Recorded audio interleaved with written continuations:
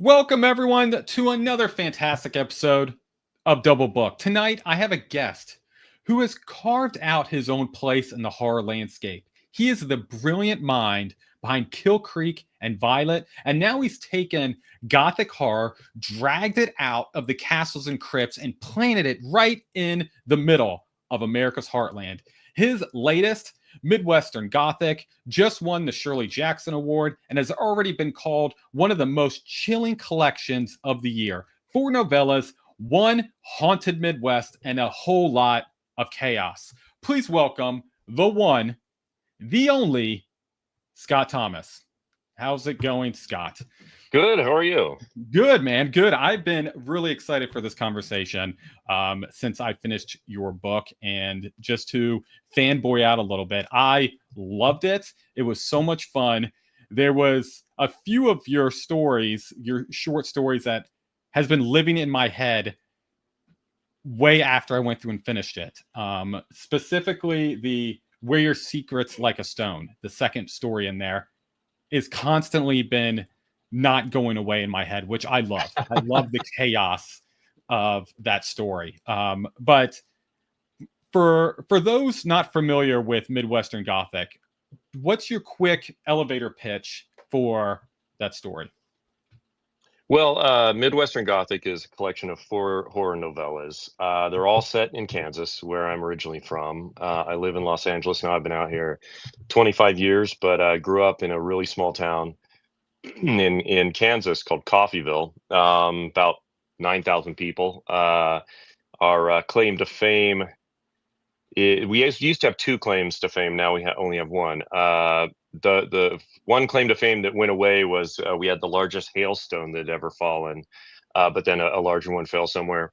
And then the second claim to fame in Coffeyville is the Dalton gang in 1892 rode into town, tried to rob two of our banks at one time, and the townspeople shot them dead.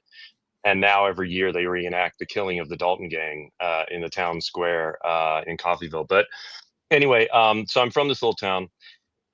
Midwestern Gothic is really sort of my way of exploring, some themes that I started to explore in Kill Creek and Violet, my two novels. Um, and it's basically the idea that if in Gothic literature, sort of the cursed location is in sort of British Gothic and kind of classic Gothic. It's castles, it's ruins, it's in sort of New England Gothic. It's more kind of mansions of robber barons and turn of the century industrial revolution sort of mansions that are crumbling in Southern Gothic. It's plantations, and it's all these places where awful things happened.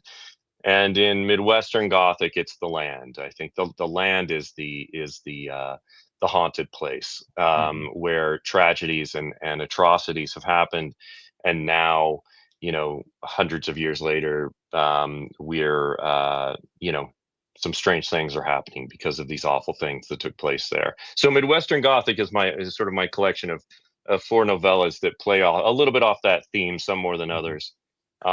It really has a little bit of everything, I think, for everyone. There's some cosmic horror in there. There's Mhm. folk horror. There's slasher. There's um, sort of a kind of Rear Window-esque thriller that turns into cosmic horror. And so, Mhm. um, uh, yeah, it was really just kind of a fun way to write these four stories that were in my head and put them in one collection.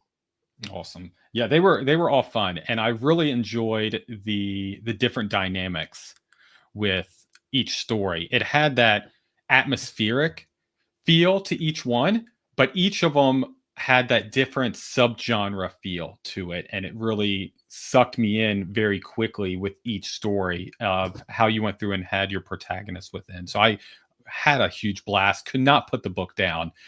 You've had me up countless sleepless nights going through your story, so it was awesome. Awesome. Um, Thank you. so when did you realize storytelling was something you wanted to pursue seriously? Well, I've always loved ghost stories. I've always loved spooky stories. And I wrote my very first, not necessarily intentionally, but I mean, I wrote my first story in the first grade. It was written in crayon. It was I drew a picture of a cruise ship, and on the back I wrote several sentences about a detective who went on a cruise ship and found a dead body and caught the killer. And now they would probably put you on some sort of watch list and over medicate you and send you straight to the counselor, and rightfully so. But back then they just went, hey, keep writing, that's great. So I just through elementary school and middle school, I kept writing little stories, and especially in middle school, started writing short stories, all horror. Like, I grew up reading Stephen King and Clive Barker and Anne Rice and Peter Straub and obviously, Edgar Allan Poe and H.P. Lovecraft, all these sort of classics, and I just loved hearing local ghost stories. I loved hearing about the Amityville Horror. When the Texas Chainsaw Massacre, when I saw that for the very first time, I thought it was real. I went to my local library and I went to the card catalog and was looking for, like, there has to be a book on this, because if it happened, uh, and um, and I just really loved writing. I loved writing stories. So I've just been writing my whole life. I think once I was in, like, 8th grade, maybe 7th or 8th grade, I kind of realized, oh, this is probably what I want to do for a living. By then, I was making videos on VHS with my friends and making little movies and trying my hand at writing scripts. And so then by the time I was in high school, I knew that that's what I wanted to do. I ended up staying in Kansas, going to the University of Kansas I majored in film and English there. Uh, and um, and then I graduated, moved out to LA, and knew I wanted to work in film and television. But oddly enough, I sort of found my way to kids and family TV, which wasn't really the plan, but has been great. And I have two kids of my own who are now in high school, but it was fun to make things for them when they were younger that they could see. I did the did a reboot of That's So Raven for Disney called Raven's Mhm, Home. mhm, Now, currently, we finished season 2 of the reboot of Wizards of Waverly Place, mhm. called Wizards Beyond Waverly Place, which the new season comes out this month. And but horror has always been my favorite. I've loved ghost stories and scary stories, and so I was just always writing that stuff on the side. So in my spare time, I write horror novels and horror screenplays and try to sell them and try to keep my toe in that genre because I love it. Awesome. So we have a friend that jumped on. He said something funny, so I got to go through and pop it up. So, hey, Lucas, how's it going, buddy? Appreciate you being here.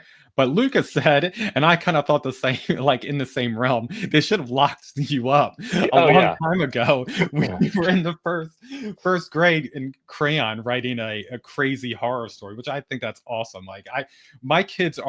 My oldest is in first grade, and I feel like if he would have came home and be like, hey, Dad, I wrote this crazy horror story of a guy on a boat, I probably, wouldn't have been that calm. But that's so awesome. That's a Yeah, great origin story. you would think they would definitely. It was a little Mhm. more of an innocent time back then. It was in the 80s, and so um I my stories got weirder and weirder and darker and more messed up. And even my parents, who were pretty conservative, didn't ever really, like, tell me not to write it. They didn't send me to a shrink. They really sort of encouraged me to keep writing, and I think they knew. I did have in 8th grade, I had a teacher who I was writing for the school paper. I wrote this sort of like a serialized horror story, and he told me in class one time that I was obsessed with death, and I told my mom, and she didn't like that, so she went and talked to him, and she was like, said something like, "Do you think Stephen King's mother is embarrassed of him?" And so he just backed off, and I just kept writing. But really, it was where it came from was, like I said, was really kind of the really innocent ghost stories, scary Hmm. stories to tell in the dark. Those collections where it was just like these great, a lot of folk tales, a lot of really short, creepy stories. And then I started to hear some around from my area. There were really close to where I grew up is a town called Cherryville, and outside of Cherryville in the 1870s, there was a family called the Bloody Benders, and they were a German family of it was Ma and Pa and Kate Bender and John Jr. No proof they were all related, but they said they were. And Kate was supposedly very beautiful and charming, and they had a one-room cabin outside of this town in the 1870s, and it was along a well-traveled road, and travelers could stop there and get food and spend the night if they wanted. But if a rich traveler stopped by alone, they would seat him with his back to a sheet. And while Kate talked to him, John Jr. and Pa would sneak up behind the sheet with a sledgehammer and hit him in the head through the sheet and kill him. And then they would rob his body, throw his body down a trapdoor into the basement, and then they bury him in the orchard out back. And and this was they're basically serial killers from the 1870s. And they were never found. A posse went after them, and no one knows what happened to them. Laura Ingalls Wilder's father supposedly was in this posse.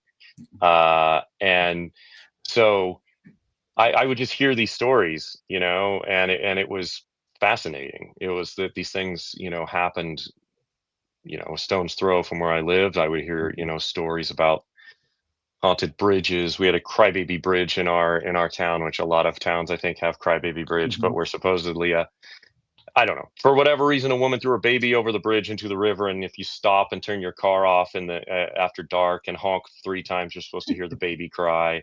And we would do that once we were old enough to drive. And there was a house called Old Parker that was an old schoolhouse that was outside my hometown, and that had a story, I'm sure completely made up, but about a family that was murdered there, and it was supposed to be haunted. So we would go out there, and we would go take friends out at night and try to scare them out there. So I just stories, for some reason, I just always love that feeling of being scared when it's a story, when Hmm. when you know in your heart it's probably not real. It's a thrilling sensation. And some people hate it, and I just always loved it. Hmm. I, I love a good horror story that sticks with you. Those are always my favorite. Yeah. The gore stuff's always fun. A good zombie movie's good, but something that I'm up at night, I'm trying to get some sleep, and I just keep replaying a scene in my head. That's when I know I'm like, oh, this is a good one. This one's gonna live with me for a while. And those are always my favorite kind of horror stories. Oh yeah. I mean, that's why I think I probably love ghost stories the most. Haunted house stories. Things are a little bit more atmospheric and creepy. I Hmm. love crazy, gory movies. I remember when I saw Evil Dead 2 for the first time, was blown away. This is genius.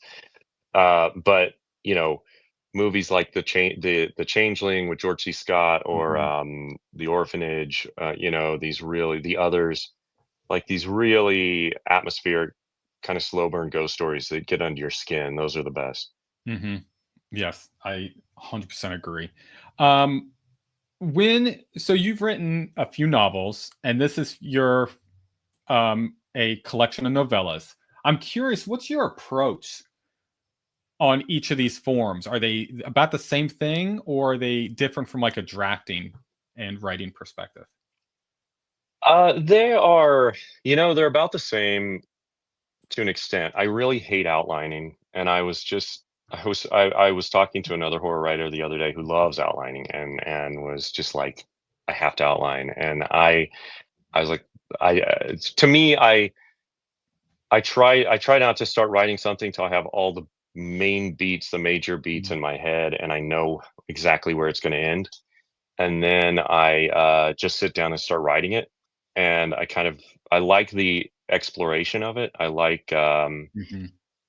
the discovery of it. And for me, that's really fun. Things pop up you didn't expect to, and then once I get maybe with a novel, once I get halfway through, then I'll usually sit down and I'll do kind of a beat sheet of the rest of it, just so I'm like, Mhm. okay, this is how the rest goes. But the first half is usually really just a kind of discovery and having those signposts in my head that I know I'm working toward, but uh, but just kind of diving in and writing and getting to know the characters. And I definitely am kind of an immersive writer. I think I like exploring the area and the characters and knowing you know the history of this place, and to me that's really fun because I don't always necessarily know it going in. I kind of come up with it as I'm going. Um, with Kill Creek, my first book, which is a haunted house story about four horror authors who are invited to a supposedly haunted house for kind of a Halloween night publicity event, live stream, publicity event. And then they spend the night there. Some weird things happen, and then they leave, and whatever was there follows them home, and 6 months later they realize they're all writing the same book, and this thing is making them tell its story whether they want to or Mhm. not. And if they don't sort of find a way to stop it, it's going to drive them crazy, and they'll probably end up something bad will happen to them. And with that story, I had these four authors who were a little bit inspired by one is definitely a little more of a mainstream horror writer like Stephen King or Joe Hill or Mhm. somebody like that. Another one was sort of a R.L. Stein, Mhm. but I made him a Christian author because I just thought it was interesting to sort of explore horror from a place of faith and how you sort of reconcile those two things. Um, his audience was sort of like like churches and Christian readers, and they had themes of Christianity in it that then his audience kind of starts to turn on him because he starts writing more and more horrific stories, and they go, wait a second, maybe this isn't appropriate. And so and then one of them was this older writer who was very much kind of you know my Ray Bradbury, or he so sort of someone who has inspired everyone else, all these other younger writers. And when I started writing a chapter about him that didn't actually make it into the book, but I was writing about him, and it started with him waking up at night, and he woke up in the middle of the night and was confused, and I didn't really know why he was confused. And then as the more I wrote, I realized that he was starting to show signs of dementia and that he's losing his memories.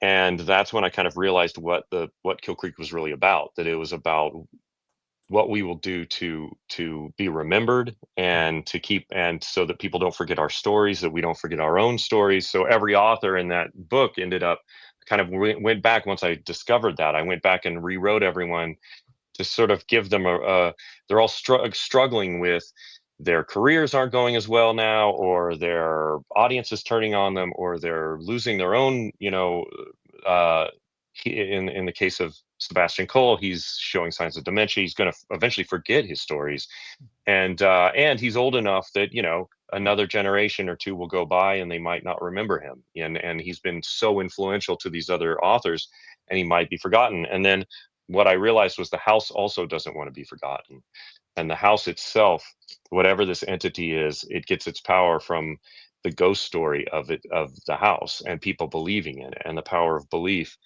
And so if it can't find a storyteller to tell its story, then it could lose its power. And so because of just that one little chapter that didn't, like I said, didn't even make it into the book, all of that, I mean, it sort of crystallized what the theme of Mhm. the entire book was. And that was just a pure discovery. And I that's when it's really fun. That to me is when I was a I'll digress a lot. This is sort of what I do. But when I when I was a little kid, in my hometown, I grew up about a block and a half away from a creek, and we would just go down. My friends and I would go down that creek in the summer, like every day, and we would take BB guns, and we would, and bows that we made out of sticks and Mhm. arrows, and they sold machetes at Walmart, so I had a machete, and we'd go down to the creek and we would just walk the creek, and it was like Stand By Me. It was like an adventure all the time.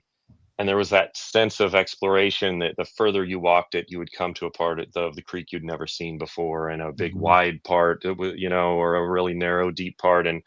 And that's sort of what I love about writing is just sitting down and going, okay, where is this going to take me today? Mhm. Love it. All right. You mentioned something, and I had a follow-up question for you.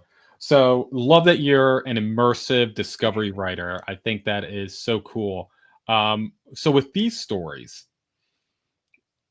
I feel like they could have all been full novels themselves. So, was the plan from the beginning for them to be novellas, or was it one of those of I have a story idea, and then you found as you were writing it, going, "Oh, it's better if it is a novella type story." Uh, well, if, the funny thing is, I mean, I wrote The Boy in the Woods first. That was the first of the four that I wrote, Mhm. um, which is a camp story, Mhm. kind of a little bit of a slasher story. If Jason was the little boy, if sort of the disfigured little boy who's teased by the other campers was the hero, and so that one I had in my head, and I kind of knew that probably wasn't enough story there to make that a full novel. I mean, I sort of planned on writing that as a novella, and I wrote that one. But really, my plan after that was I was going to write a whole bunch of short stories, and I was going to write a bunch of short stories, and then have that novella in the collection. And then, Mhm. and when I started writing the next one, which was The Door in the Field, I think, it just I just was having fun. It just kept going, and it kind of I just had a sense that they were at that point that I was going to write several novellas. And after writing Violet, which is my second book and is very much a slow burn, Mhm. it's not for everyone. I like it, but it's very much a very atmospheric, supernatural kind of mystery horror novel. uh, I wanted to try writing some things that were a little bit leaner and meaner, and so I kind of knew that they wouldn't be full novels. Okay. At that point, I kind of wanted to just kind of be dropped into a story and rock through it. And but they did, as is my sort of uh, process, I guess. They did end up being longer than I thought they were going to be. So, Mhm. so I still am sitting on a lot of short story ideas that I haven't gotten to yet, Awesome. because these ended up being novellas. I appreciate it. I What I really liked about them, even though they were novella size, I feel like I was in the story and I knew the characters. They felt so real. It wasn't like they didn't feel like they weren't fleshed out. And I know you said you probably went through and discovered it yourself, which I think is amazing of how well you wrote these protagonists in these stories, but they all felt like people that I would know from small towns. It just they everyone felt so real. So it was so well done. And I don't know, I just wanted to live in there longer within some of these stories. It's like we ended I'm like I feel like I need more within here, but it was so great. It was so much fun within there. Um, Thank you. for you, I know you said you usually just know where the story's starting, normally know where the story's ending. But how do you decide when a story is officially done? Is it a gut feeling? Is it some beta or arc readers that tell you, hey, this is probably a good stopping point? How do you decide when a story's officially finished?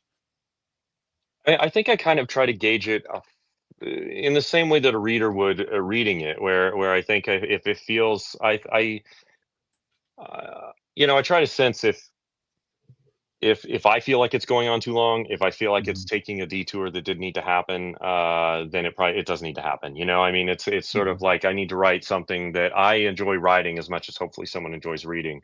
And a lot of times, like with Door in the Field, I knew the last line, like I knew exactly what it was, and so um, there were things that I wrote a fairly different ending to that I ended up rewriting. It got very cosmic horror in the original draft. Like, no doubt about this. Mhm. This guy had stepped into another place, and then upon reading that, my editor and I were kind of like, maybe I pull back on that and make it a tiny bit more ambiguous. But I kind of have a sense of just the rhythm of the story, Mhm. and does it feel like it's kind of winding down and reaching its end. Um, I just kind of let the story be told the way it wants to be told. I just sort of trust it that this is kind of the way the story wants to unfold. And and if I mean, I'm not a religious person, but I like really believe in story. Like, I think, if there was anything that I find kind of uh mystical in some way, it's just storytelling. Mhm. It's just the whatever our need is for telling stories, that it's just from the beginning, the dawn of man, why we felt like we have to share these stories and make up stories, um and share our experiences through made up stories, and so I do kind of just let the story sort of guide me where I feel like it needs to go. And it's but like I said, I usually have like that target, Mhm. and I feel like if I'm it's always sort of, no matter where I'm kind of meandering around, it's always get back on that target, hit that target. And so when I do, and I finish a story, um or a book or whatever, and it like, I especially when I have like a last line in mind, and I get to that last line and I write it, it feels really good, because it feels like, Mhm. okay, I hit the target I wanted to. Now, whether the reader thinks I hit it or not, that's up to them, but I hit it, and I Mhm. I think I hit it. And that's kind of, I don't really worry too much about the length of it. It's I think Violet was supposed to be much shorter, probably should have been much shorter, but it in my but I just was, again, I was having a really good time exploring this town, exploring this lake, exploring the dynamic with this mother and daughter, and that's just the story I wanted to tell. With Kill Creek, it was a little more plot driven, so, and there were multiple characters to jump Mhm. around, different points of view. So, but I knew what I was building to. I knew that kind of once the shit hit the fan and it was the action kind of took over, that was going to move much much faster, and that eventually it just kind of gets to a point where you go, okay, it's time to end this thing. Mhm. You Yeah. know, so uh, but yeah, and with Midwestern Gothic, like I said, those stories, I think, once I kind of realized they were novellas, I was like, kind of had a page count, a word count in mind, and once I was Mhm. sort of hitting that, then I was like, okay, we're getting close. Perfect. Um, so I want to hone in now on each of your stories. Spoiler free. I want everyone to read the book, but I do have a few specific questions about these. So we'll start with the first one, the door in the field. This story feels like a blue collar nightmare. Ordinary people, a very bad day, and then blood and chaos just happens immediately after that. What inspired the idea for this specific novella first? I've tried to write this story multiple times in different variations, and I wrote, when I was in college, I wrote a screenplay that was about these two,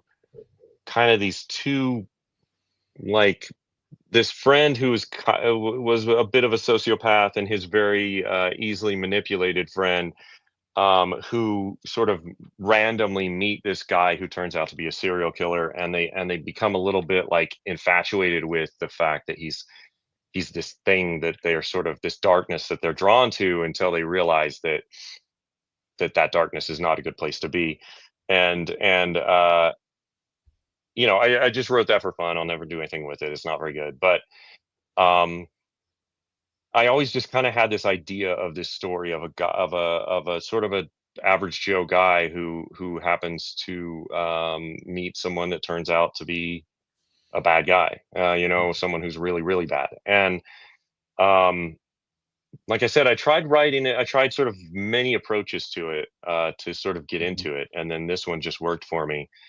Um, and I just liked the idea of, a little bit the elevator pitch, that doesn't quite capture what the story is, but it's a little bit collateral with a serial killer.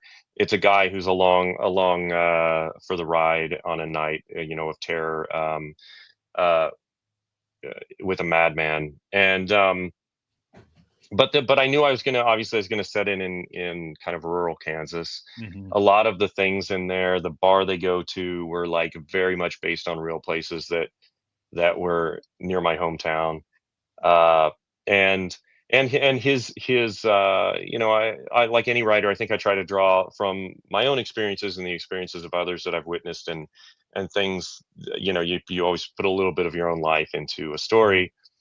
The main character in it has had an accident where he had head trauma. That he used to be a sweet, happy-go-lucky guy, and then he was in an accident. He was in a car wreck. He had head trauma, and when he came out of it, he's just got a short fuse. He's mad. He's just angry.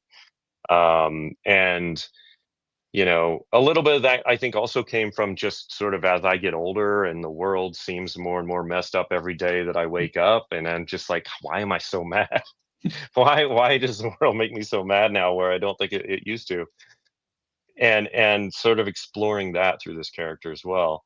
Um, but I just liked that dynamic. I liked this idea that here's this guy who you know who's sort of going, is that the real me? Like, was Mhm. the fake me this happy-go-lucky guy who didn't have a care in the world, and really there was this mad, short fuse, wanting to beat the shit out of people guy inside, and this accident just unleashed him? Or did this, was the old guy real me, and now I'm someone who I don't know Mhm. who I am. I'm a stranger. And when he meets this other character, um, then who, this is a little tiny bit of a spoiler, but I've already said it, but who turns out to be a serial killer.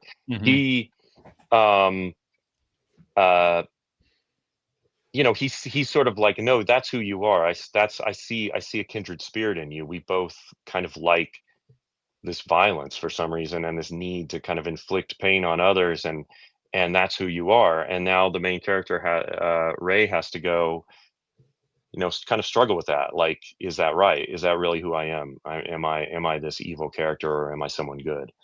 um so it really, it became a little bit of you know are we all good? Are we all bad? Are we a mixture of both?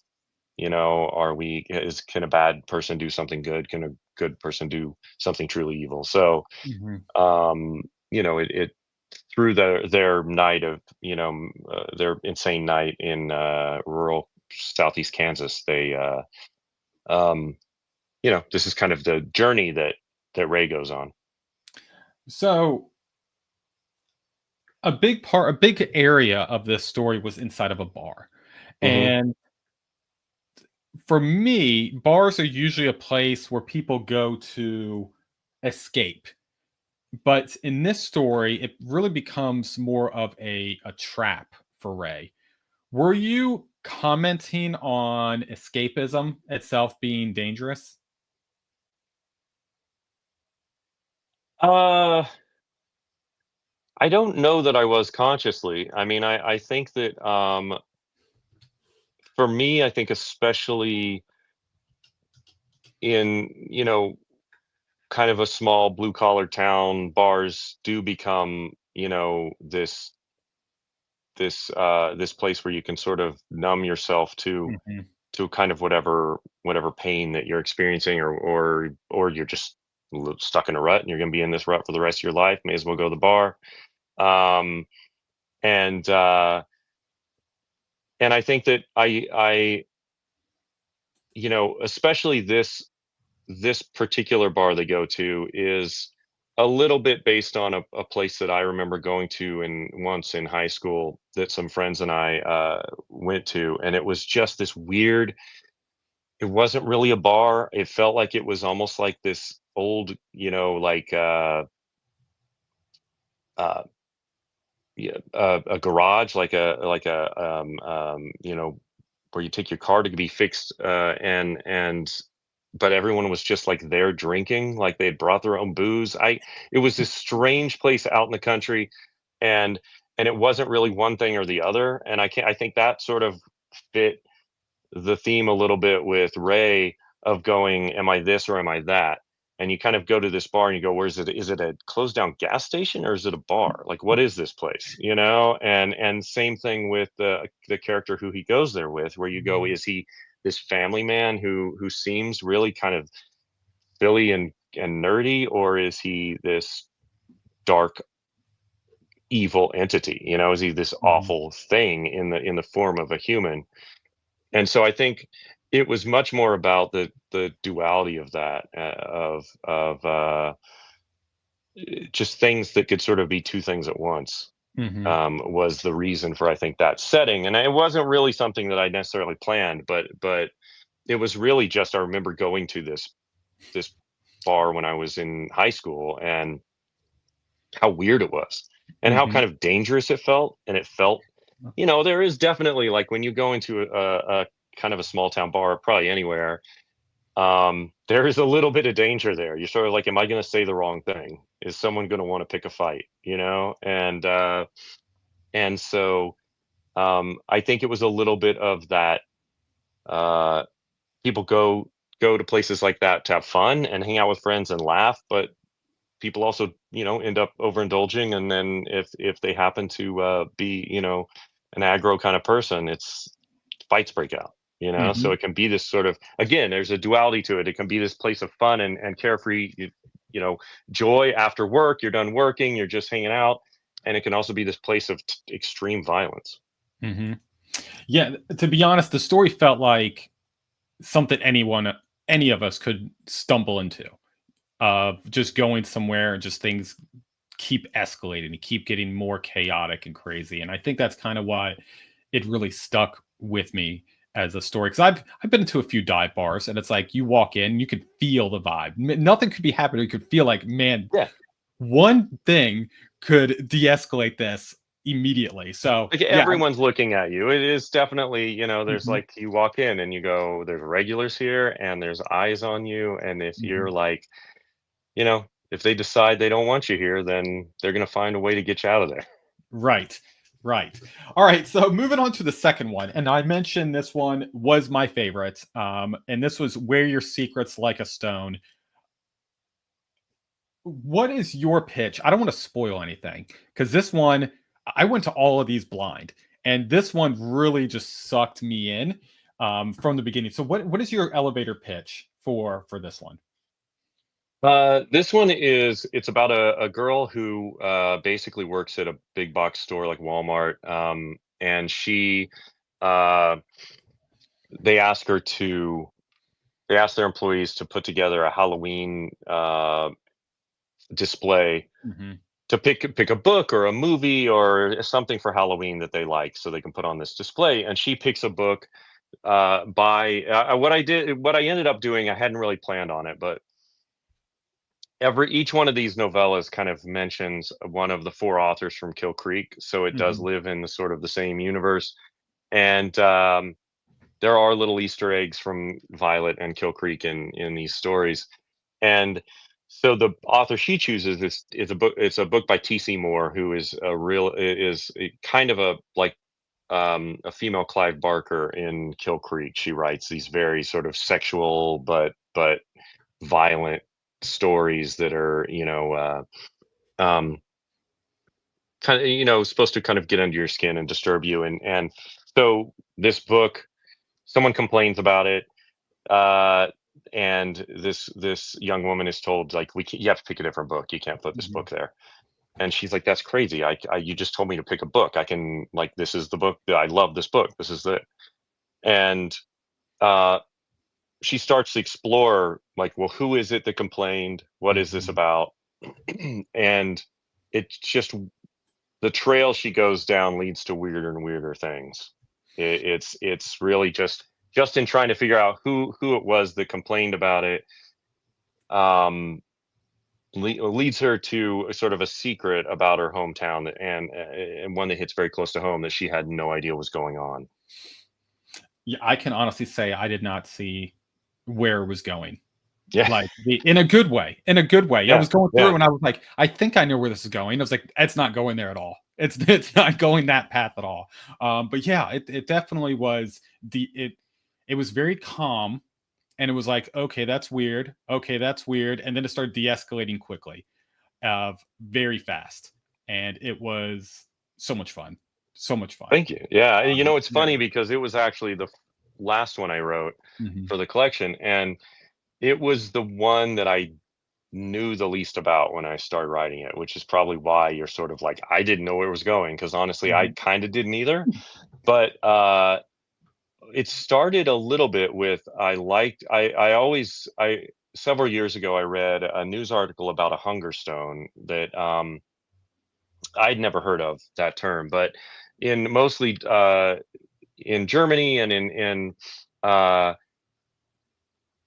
um, mostly European countries, but they're kind of all over the world. But uh, whenever there was a extreme drought, they would put a stone in the river that basically had a warning that next time the water got that low, they were basically like, you're in for a hard time. And there are, whenever there's an extreme drought around the world, you'll sometimes read these stories about hunger stones emerging from the rivers and from bodies of water that were placed there by generations past. And I just, something about that I was really intrigued by. I just thought it was so creepy that this could happen, and suddenly there's this warning to you that is from 200 years ago. Mhm. And so I always wanted to do a story about that, and I don't I kind of don't know how it went, like where it starts to that and then to where it eventually goes, but it definitely, um I I had a lot of fun with this one because it was a bit of a, like, it was a discovery for me as well. Mhm. But it also, I think of the four, it really explores a small town. And Mhm. so in well, as I said, I'm from a small town called Coffeyville, and when it was Coffeyville was like it was a trading post with Native Americans who lived across the river from where this guy Coffee uh, started his trading post, and then it grew to a small town, and then this guy named Napoleon Blanton, who was a surveyor, came in and sort of laid, once the town was like, okay, there needs to be some structure to this thing. He laid out the town, and it basically, when they kind of incorporated or whatever he did back then, um, they had to name it, and so they flipped a coin, and coffee won, so it became Coffeyville. But in my sort of universe, Blanton won, and Mhm. in my I know nothing about this guy. He was, and it was in the early 1800s, but um in my story, there's something, like, maybe he was into the occult, maybe he was a little bit like, sort of like, messing with some things he should have been messing with. And so it's a little bit of a shadow version of my hometown. It's, instead of Coffeyville, it's Blantonville. Mhm. And and it's almost like, the theme of Midwestern Gothic is definitely that we are ultimately paying for sins committed Mhm. by generations past, and that whether we want to admit it or not, some awful things happened generations ago. And now that basically, if you steal, if you murder, if you kick people off this land to think that you own this land, then you also own the bad things that happened here, and the responsibility for what happened Mhm. here. And as with any Gothic story, the original horrible event has kind of is almost like a cancer that has Mhm. metastasized, and now is you're paying the price for that, for not dealing with it. And um so in Midwestern Gothic, it's in all of these stories, in some way or another, it's the land. And it's basically like, if you think you own this land, think again, because it owns you, and horrible things were done to get it, and now horrible things are going to happen to you. And so this town, that was really a kind of an exploration of the history of this town, of the uh this very kind of innocent character, who is just Mhm. this 20 something girl working at, wants to get out of this, make Mhm. enough money to get out of this town and go to college and make something of herself. And is working at what's basically Walmart, and just decides to kind of explore a mystery she probably shouldn't explore. Mhm. I think I was probably very much inspired by Blue Velvet, which is one of my favorite movies, of all time. And just that idea of this kind of innocent, character who doesn't mean any harm. He finds an ear in a field and decides to find out whose ear it is, and goes down a really, Mhm. really dark hole. Yep. And so this is what she does when she decides, I'm going to find out who it is that complained about the book on that I chose for the display. And if she hadn't, then she wouldn't know everything she finds out. Mhm. Yep. Yep. She should have just let it She could go. have picked another book. Just She could picked have up just picked Stephen another book. King, put Stephen King up there and Yep. go, "All right, I guess we're Anything. doing Stephen King It again," and put it Yep. up there and just live the rest of her day. But But she the couldn't. fact that she kept saying, "Well, why? Why? Yeah. Why?" Then it just like kept spiraling out of control. Yeah, yeah. If she would have just. Sometimes you don't need to ask why. Sometimes just let it go. So. Well, and I think that with any kind of hard question, with anything that, it's easier to just go, we're not going to talk about that. We're not Yeah. going to ask. We're not Hmm. going to, you know, parents have their kids ask questions, and it's a hard question to explain. You go, nah, we're just not going to talk about it. And, I definitely am not like that. I talk to my kids about everything, but it is that idea of, uh, there is some, there's some peace, I guess, in not thinking about it, but it doesn't mean it's not there. Hmm. It doesn't mean it's not happening. And so even if she had picked another book, this thing would still be happening, that's happening in her town. I So I can yes. Yep. Yeah, I don't want to say anything, but yes, yeah, I agree 100%.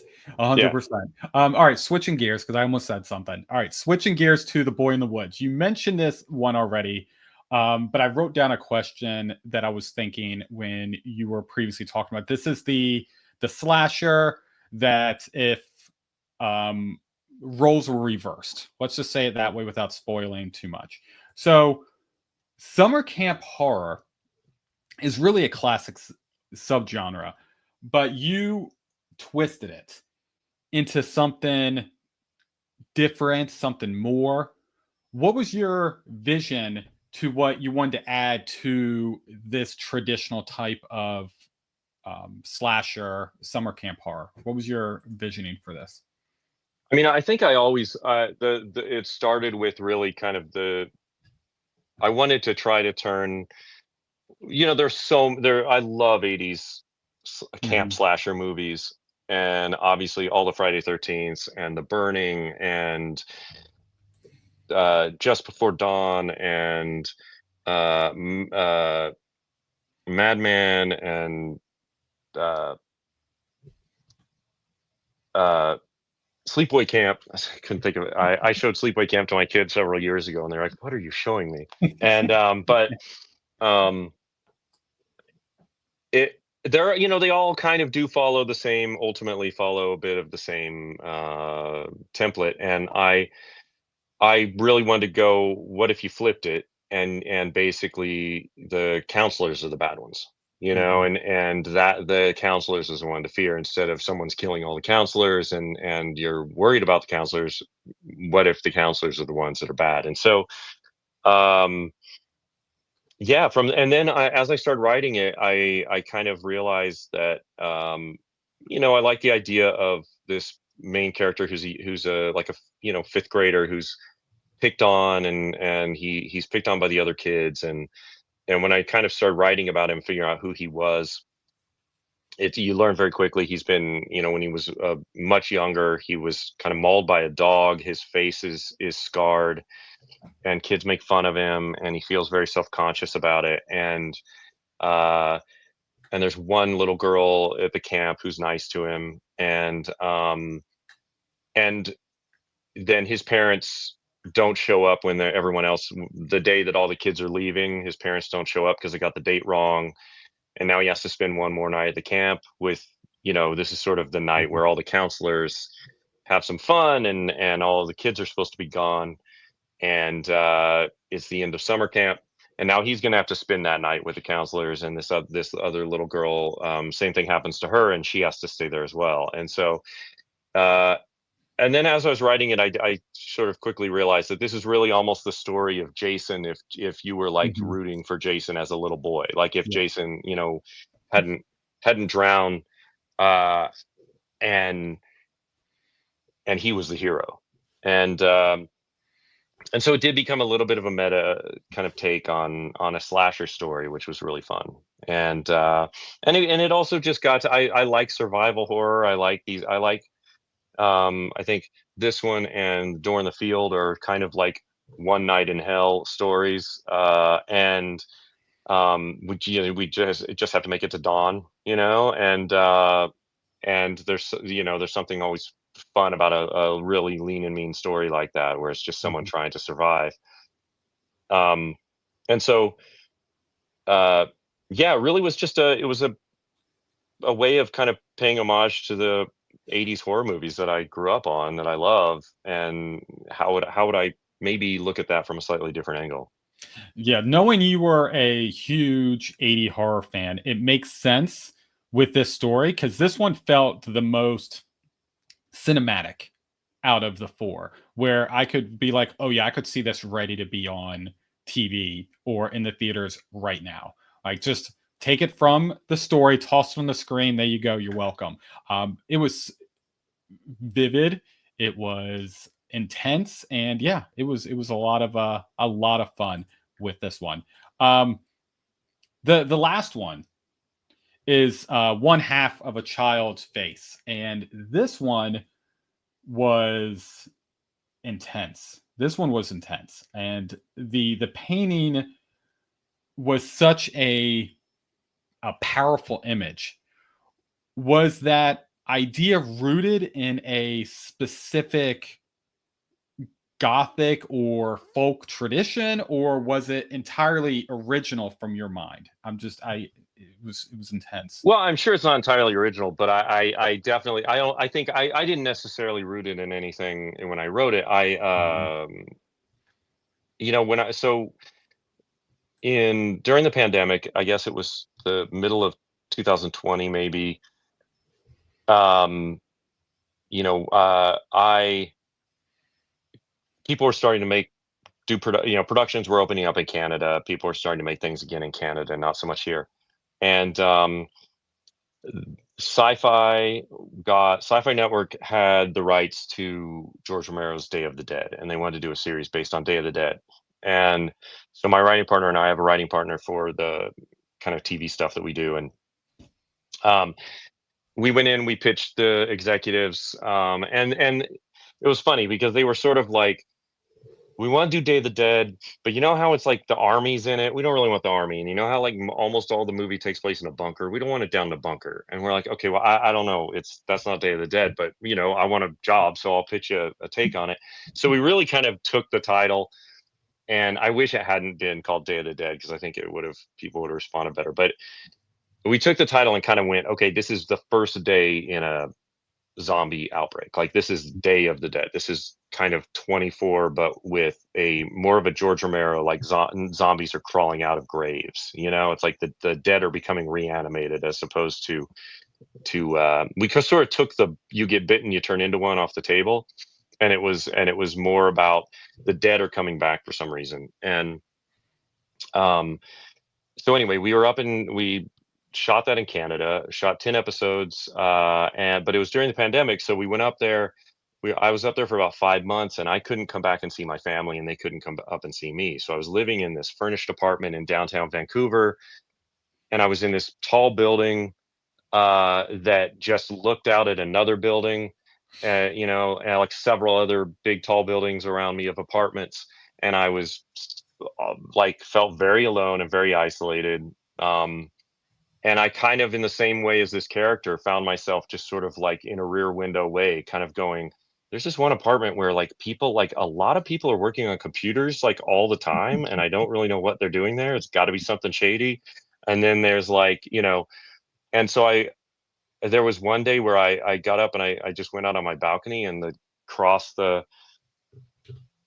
just looked over at the building next to me, and there was a guy completely naked standing at his window drinking his coffee, just naked, just drinking his coffee. I'm like, okay, well, and it was so weird because I'm like, there's all these little like pieces of life of other people's lives and the way they live them and the choices they're making going on, and I'm just like stuck here, and my life is back in Los Angeles and I can't go to it. I'm almost like, and so I think that inspired a little bit of what the main character in this one, her situation is that she's she's recently divorced. Her ex-husband has a new girlfriend, and they have a child together, and it's his weekend, and he has their kid, but she happens to the house that they bought together that now she lives in is on a hill that looks kind of down the hill and at this apartment complex where he and his girlfriend now live. And so it's like she can see the apartment complex where her daughter is. And it's like killing her. It's like, it's kind of, I didn't really think about it until right now, but it was a little bit of like, I was up there and my family was in Los Angeles, and I felt very isolated, and she feels very isolated from her child who she loves. And so anyway, one night I was just sitting out on my balcony, and I looked over, and there was like this apartment in the corner of this building that suddenly, like, the light was on and no one was in it, and there was this weird painting hanging on the wall. And I kind of, and I couldn't really make out the painting, but it looked a little bit like a face. And I just was like looking at this. I'm like, that's a weird. It was huge painting on this one wall, and then never saw anyone. And it was just, and I just started going, what is that? Like, who is in that apartment? What is this painting that's hanging there? Why would you hang a giant painting of a face on the wall? And so that's kind of where it came from. Those two things, I think, that sense of sort of isolation, of being separated from someone you care about immensely, and then also just what the hell's going on there? What the hell's going on in that apartment? So Kind funny. of came from that. Yeah, it's a little terrifying. That's a little terrifying. I know this is probably a hard question, but from those 4 novellas, do you personally feel closest to one of them? And if so, which one? Uh, I mean, I feel closest probably to Where Your Secret Like a Stone, because for a lot of reasons. I mean, I think that I'm definitely someone who uh, was like Tara, the main character in this story. If someone, when I was in high school, if a teacher told me like, well, you can't do that, I'd be like, I can do that. Like, if I picked a book and I believed in it, and I'm like, there's nothing wrong with this book. It's not offensive. It's, I say right there on the little note card that's under the book that this is an intense book. It's not for everyone. It's a very dark book. You know what you're getting into. Then there shouldn't be any problem with it. So if someone said you have to pick a different book, I would go, no, I'm not picking a different book. that's the book I want on here. And so, uh, and then also it's I really enjoyed exploring the town in this story in the same way. I feel very close to it because of my own hometown. And it also ultimately that story digs into a little bit of German mythology, German folklore. I have a lot of my family's mostly Irish and German, and so it was kind of fun to there. And Kansas, there's a lot of uh, sort of German settlers that came to Kansas, found their way to Mhm. Kansas, and uh, so it was very, I think, very much. It felt like I had a friend of mine from my hometown who read that, and they were like, "Oh my, this is a Coffeyville story." They're like, "This is just this feels like something we would have done as kids." And so I feel pretty close to that. I don't know. I mean, Boy in the Woods, I love because I care about that kid. Mhm. And like you said, I can kind of see it as a movie. It feels a Mhm. little bit like an '80s slasher movie. It does. So Mhm. I really like that. Um, I like them all. I mean, I like them all for different reasons. Yeah, it based on so far based on this conversation, each of these I feel like you wrote a part of yourself. Hmm. Could have been your love for something, your crazy experience in Canada, or just your perspective on um, people telling you no, you can't do something when you know it's like logically I can. So Hmm. it's like I feel like each of these were just it's a part of you or something you've experienced. So yeah, I understand why it would be hard to go through and select just one. I was just curious to be like if there Yeah. was one from your perspective. Like I love all of these, but this one's mine, like my I baby out mean, of all of them. I don't know. I mean, I think as like I look at Boy in the Woods and I'm like, I could write that screenplay right now. Like that Yeah. one, I probably I'm sort of a little Mhm, bit like that one. I like a lot because mhm, I'm sort of protective of that one because it just seems like it can be adapted very easily. mhm, Um, but I think as a writer, I try to put for me to be interested in what I'm writing and interested in the character, I do need to kind of put a little bit of myself into each character and so that I can connect with them.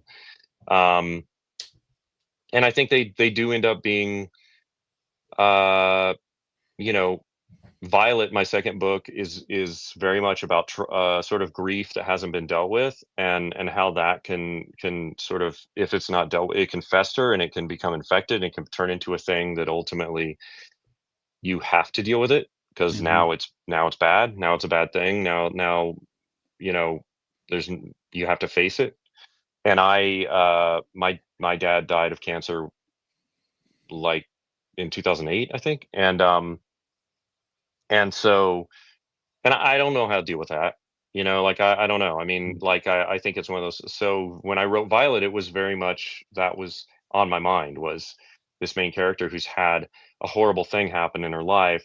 And then it turns out when she was a kid, a horrible thing happened and she mhm, never really dealt with that. She just it happened and she went on with the rest of her life, but she really not never stopped down to grieve it.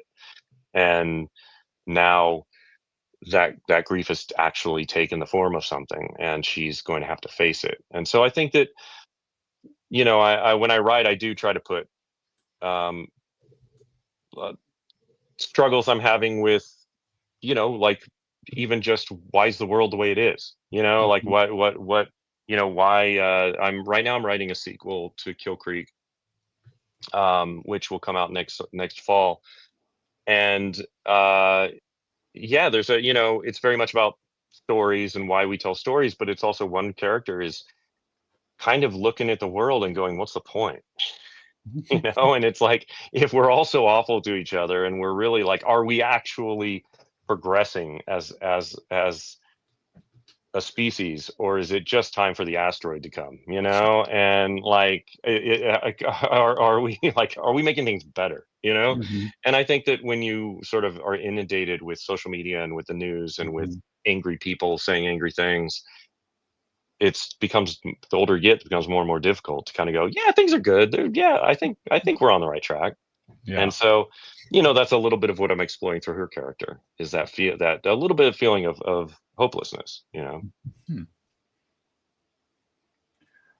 For Midwestern Gothic, what kind of readers do you think would resonate most with? this novel? Because I feel like there's four different types of stories. You know, if they were separated, I'd be like, okay, this one would be perfect for you, this one would be perfect for you. So from your perspective, who's the target audience for this? Is it just horror fans in general that's looking for a little bit of everything, or do you have something else in mind for who would be a good audience for this book? I don't know. Look, I think obviously horror fans, I think will enjoy it. I think that because I think they'll see some homages to some of the horror stories and horror movies that we all love. I think if you're just a fan, I really did try to kind of write these as if these are kind of ghost stories or horror stories that kind of urban legends, I guess Mhm. rural legends is what they would be. That that if you were like, if you went to Kansas and you were hanging out and someone went, "Hey, you know what happened here?" Mhm. That's kind of like I think that if you're a fan of stories that feel like a little bit you're being told a folk tale or you're being told an urban legend, I think um, each one of these is sort of a little bit trying to be that this really could have happened in this place.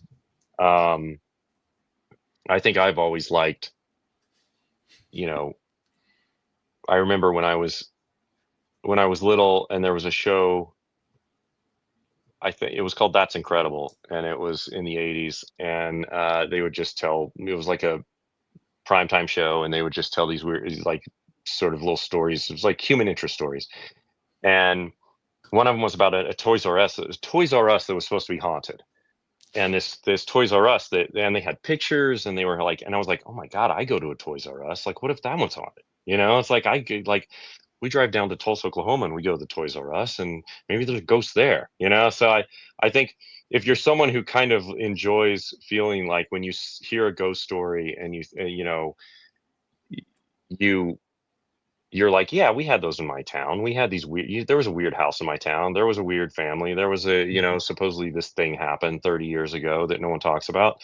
Like, I think if you sort of enjoy those, uh, you know, sort of those kinds of ghost stories or urban legends, then I think you'll like this. Okay. So I was thinking of my next question for you, Yeah. and I wrote down something, and I'm curious if we're going to be on the same mindset for this next one. If these could all be adapted into any forms of media, you have all the funds in the world to go through and make and adapt these. Would you want it to be a series, a limited series? Are you thinking like films for each of these? What would be your vision that you would like to see for these stories if they were going to get adapted? I mean, I think first, well, look, I think it'd be really fun to do an anthology Midwestern Gothic. Take these four stories and then do others that are set in Middle America that Mm-hmm. are, I when I moved out to LA, and still when people find out I'm from Kansas, they sort of talk a little slower to me, and they kind of like act like, "Were you okay? Are you doing okay?" And I'm like, "Yeah, yeah, I'm fine. I moved out here in '98, so I've been out here a while, and I read books and can read and all that stuff, and so um, but and obviously there's sort of like they call them flyover states. Mm-hmm. It's like there's this, again, the kind of gothic of that, I think, is you're basically, and it's a theme in all of these stories, is just because you're ignoring something doesn't mean it's not happening. It doesn't mean it's Mm-hmm. not there. And like when you talk about Tara in Where Your Secret Like a Stone, and we were saying like, well, if she had just picked a different book, she wouldn't have gone down this rabbit hole that she goes down, but it still would have been happening, and it would have happened to someone else. And Mm-hmm. so um and ultimately you kind of realize that a little bit of it's kind of her fate to go down that rabbit hole. And Mm-hmm. so uh I think there's a really fun anthology in Midwestern Gothic, on a streamer or whatever, where it's your hour long, 45 minute to hour long little movies, kind of like like Masters of Horror from, whenever that was, 5 or 10 years ago. Mhm. It's it'd be really fun to tell, not just in Kansas, but really tell those sort of stories that are from the Midwest that people don't usually think about. And you don't usually think about, I think, horror happening there. Yeah. You think, I mean, you think about, but when you think about the South, obviously you think, when you Mhm. think about, like, a lot of times it's some redneck town in the South or something where, city people end up and bad things happen to them. It's kind of this fear of, like, what happens if we leave our city. And but you don't ever really think of, like, Kansas or Oklahoma or Colorado or Nebraska, Mhm. when you think about that. And I think that would be a really fun anthology to explore.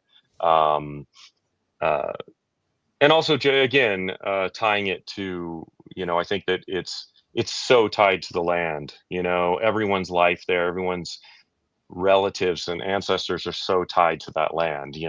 Most people came from other countries or whatever, and they ran everyone off this land and they Mhm. became farmers. Mhm. And they sort of went, and now and it's not an easy life being a farmer, and it's not only that, but you're basically, again, you've you're thinking that you own this land, and it's the arrogance that in the end, bites you in the ass. Yeah. um I do think as a movie, I think Boy in the Woods, I would definitely Mhm. just do as a Yeah. straight up Mhm. horror movie. It's yeah, and I think it would do very well now, um, because it gives back that '80s feel of horror Hmm. that I feel like people nowadays want.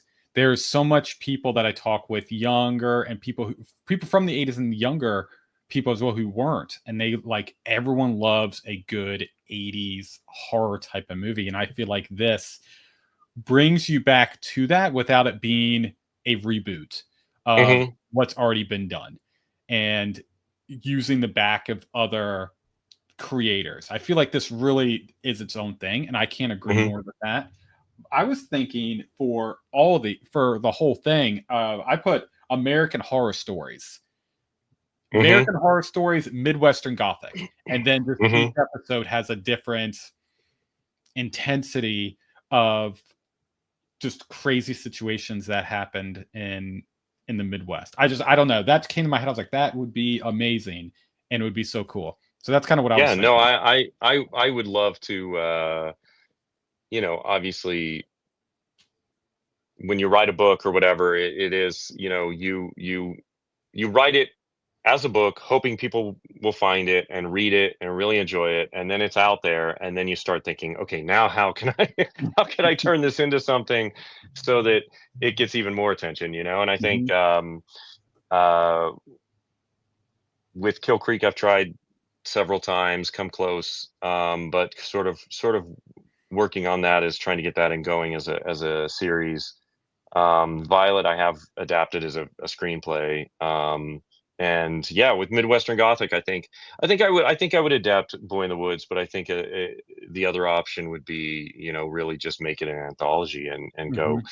what are six other stories, Yep. that take place in this universe. Mhm. Yep. I cannot wait. We're putting it out in Yeah, the universe. We're great. seven people away. Isn't that what it is? 7 steps from Kevin Bacon. Isn't that what they said? So we're Oh, 7 steps. is it 5 degrees? How many degrees? I can't I think remember. Several degrees. I think it's 7 degrees. I think it's Oh, 7. maybe it's seven Yeah. degrees. So we're Yeah, 7 degrees away. So someone on here perfect.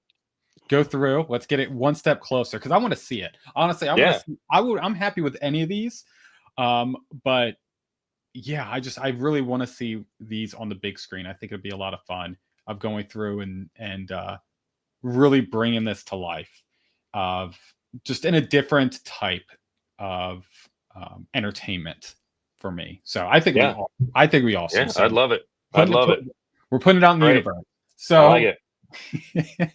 so I ask this question to every guest, and I'm really curious from you, and then we're gonna go through and close out. What's one personal or professional milestone that you're still chasing? Well, one, I want to write and direct a horror movie.